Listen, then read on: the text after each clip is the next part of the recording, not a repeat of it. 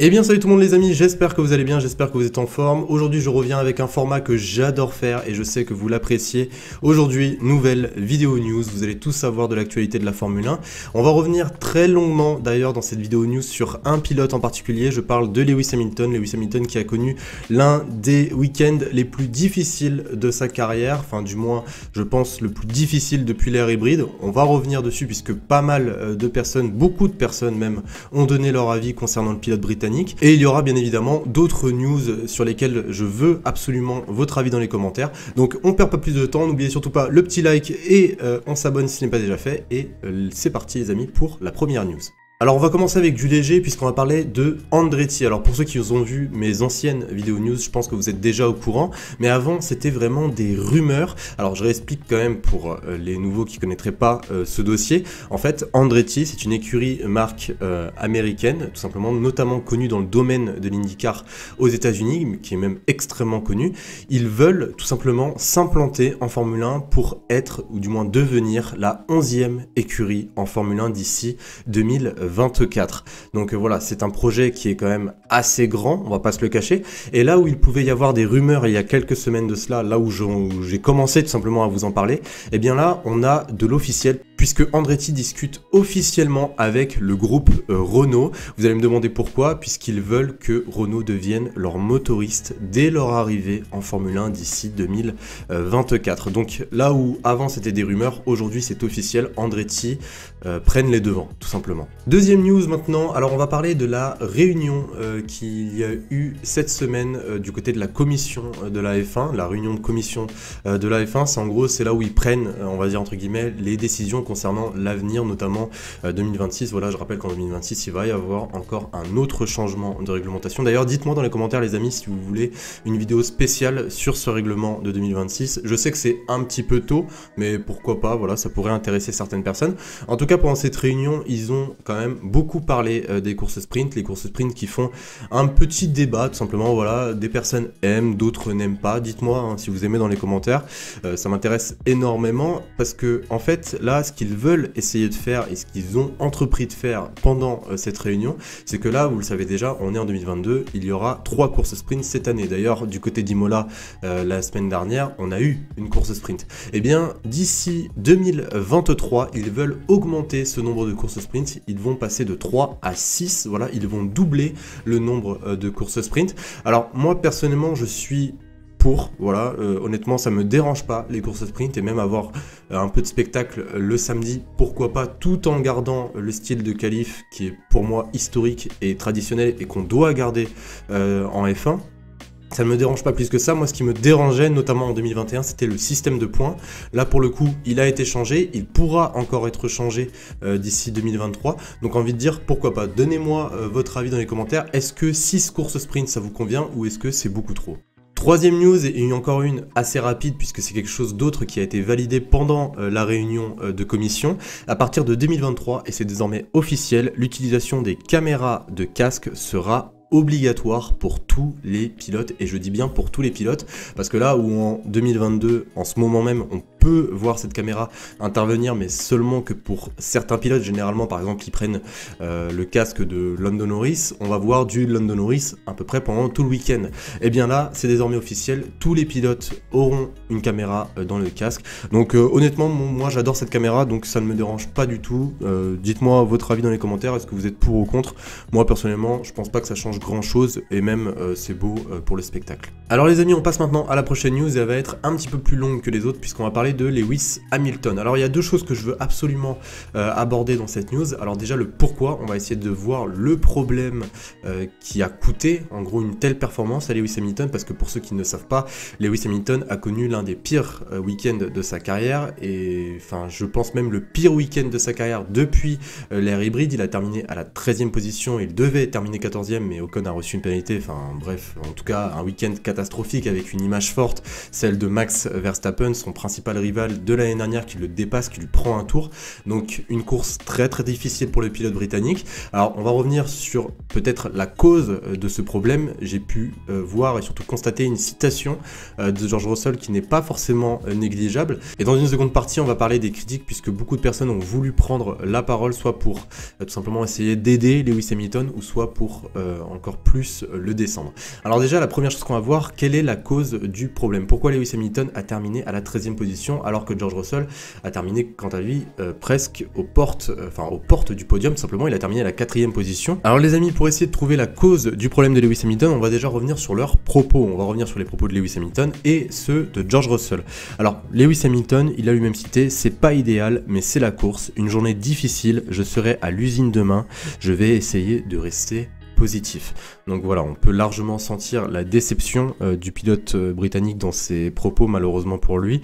Et par rapport à George Russell, alors George Russell a cité quelque chose, lui, qui n'est pas forcément négligeable et qui peut potentiellement nous laisser une piste sur la mauvaise performance de Lewis Hamilton.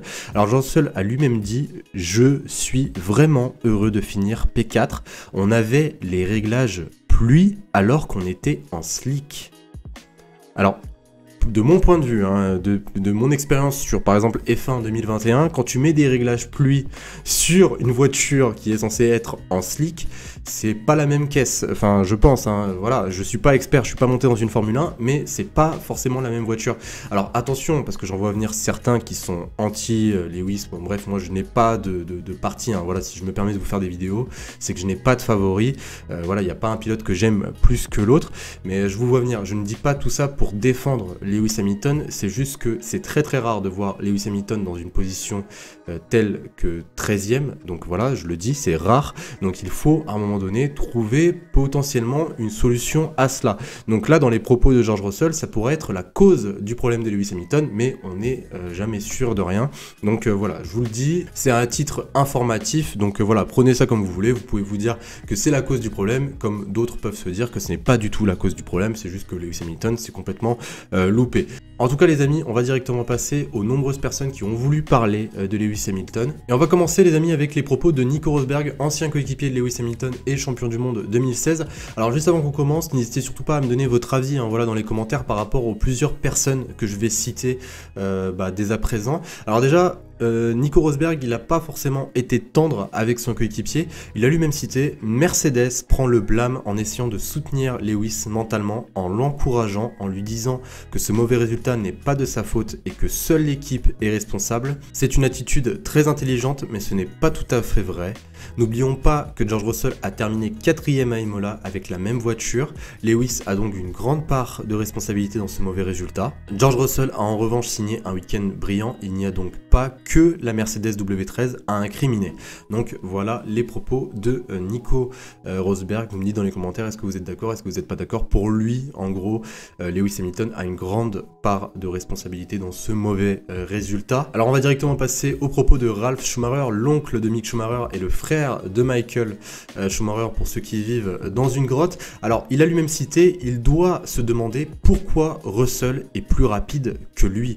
Il doit admettre que Russell est le meilleur pilote en ce moment. Si les choses continuent comme ça au cours des prochaines semaines, les choses vont aussi devenir excitantes dans l'équipe. Il pourrait y avoir des changements dans la hiérarchie, mais je suis loin de dire que Hamilton a raté le moment de prendre sa retraite. Cependant, les nouvelles voitures demandent aux pilotes de s'adapter un peu et Hamilton n'est pas habitué à cela.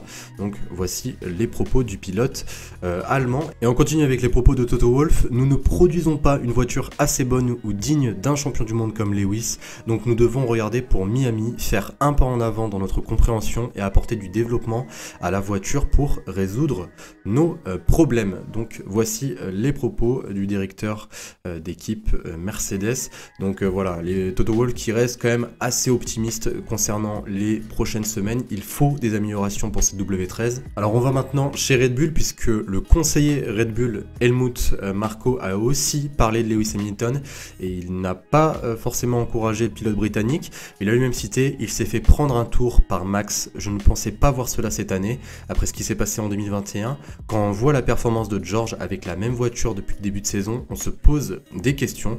Je veux dire, il s'est fait doubler par nous. alors peut-être il aurait dû s'arrêter l'année dernière. Donc voici les propos d'Helmut Marko. Helmut Marko qui insinue même que Lewis Hamilton aurait dû prendre sa retraite. Christian Horner, quant à lui, a été un petit peu plus cool, entre guillemets, avec Lewis Hamilton. Il a évidemment eu un week-end horrible, mais il reste un septuple champion du monde. Il n'a pas oublié comment conduire lors des 4 dernières courses, donc à un moment donné, ils vont régler leurs problèmes et il deviendra un facteur important, je n'en doute pas, mais évidemment, les jeunes font un excellent travail en ce moment. Donc voilà, je rappelle quand même George Russell en 4 courses, c'est 4 fois dans les points et 4 fois dans le top 5, donc voilà, juste George Russell, il fait un début de saison exceptionnel également. Donc voici les propos de Helmut Marko et de Christian Horner. Et pour terminer, je vais vous donner les propos de Jacques Villeneuve, voilà, le champion du monde 97, est revenu sur du moins l'un des propos de Helmut Marko concernant la fin de carrière de Lewis Hamilton. Est-ce que Lewis Hamilton peut partir cette année? Eh bien, pour Jacques Villeneuve, c'est une question qui sera soulevée et c'est une question qu'on doit se poser. En attendant, Mercedes doit apprendre à perdre maintenant. George Russell fait du bon travail, mais il a appris cela chez Williams, alors que Hamilton a toujours eu quelque chose pour se battre. Il n'avait pas l'air assez agressif à Imola, comme s'il ne pouvait même pas se battre. Ce n'est pas facile d'être à la tête de l'équipe Mercedes en ce moment. Toto Wolff doit choisir entre sa méga star, sa tête d'affiche, le champion recordman à l'image internationale qui coûte une méga somme d'argent, ou s'il développe la voiture pour un talent prometteur. Avoir une grande star comme Lewis, c'est génial si vous gagnez, mais si vous ne gagnez pas, le contre-coup est bien plus grand. Un champion n'a pas le droit de ne pas être compétitif. Nous avons été surpris dans le passé, il est déjà arrivé que des champions disent qu'ils en avaient assez.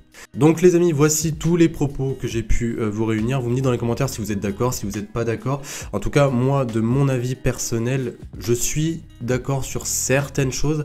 Après, bien évidemment, il y a d'autres choses où je ne suis pas du tout d'accord, notamment sur les propos d'Helmut Marko ou même sur ceux de Jacques Villeneuve. Je vois très mal Lewis Hamilton partir en milieu de saison. Enfin bref, c'est du grand n'importe quoi. Alors que certes, cette Mercedes W13 n'est pas la meilleure, mais c'est pas non plus la plus mauvaise, quoi. Il faut pas non plus cracher dans la soupe selon moi. Là où je suis vraiment d'accord, c'est par rapport aux propos de Ralf Schumacher, notamment quand il peut dire par exemple que c'est des nouvelles monoplaces, il faut s'adapter. C'est difficile par moment de s'adapter. Je pense que c'est le réel problème également de Lewis Hamilton, il a du mal à s'adapter. En tout cas, voilà. Vous me dites dans les commentaires si vous êtes d'accord avec les propos de Nico Rosberg, de Ralf Schumacher, d'Helmut Marko, de Christian Horner, de Toto Wolff en général, bref, vous me dites si vous êtes d'accord ou si vous n'êtes pas d'accord. Et sur ce les amis, cette vidéo est désormais terminée. J'espère vraiment qu'elle vous aura plu. Si c'est le cas, n'hésitez surtout pas à laisser votre plus gros like et à vous abonner si ce n'est pas déjà fait. Et je vous dis à la prochaine. Salut tout le monde.